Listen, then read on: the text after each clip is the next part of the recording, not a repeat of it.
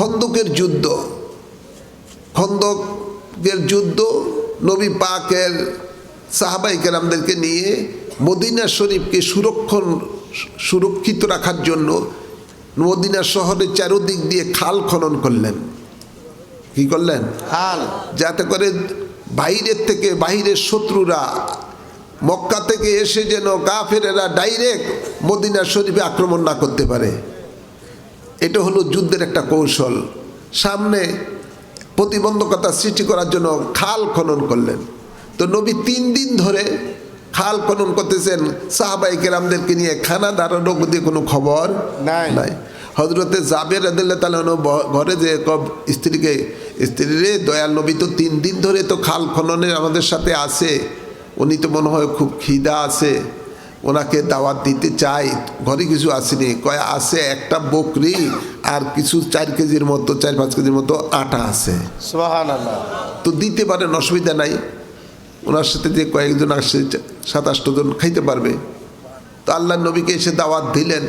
দাওয়াত তো দিলেন, আল্লাহ নবী যে দাওয়াত রাখছেন, ভাইরা আমার, বাবার আমার, আল্লাহ নবী বলেন যাও রান্না শুরু করে দাও, আর এলাকার তোমার বাড়ির আশেপাশে মহিলা যত আছে সবাইকে বলো রুটি বানার জন্য আসার জন্য। সুবহানাল্লাহ।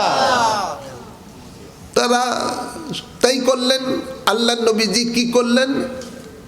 ওই 1000-এর মতো সাহাবায়ে কেরাম সবাইকে সাথে নিয়ে গেলেন জাবেরের বাড়িতে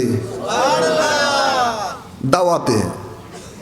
হযরতে জাবের তো দেখা মানে কি কর্তব্য বিমূঢ় যেটা হয়, যে আমার বকরি হলো একটা রান্না করা আর 4-5 কেজি আটা, এই 1000 মানুষের কেমনে খাওয়াবো?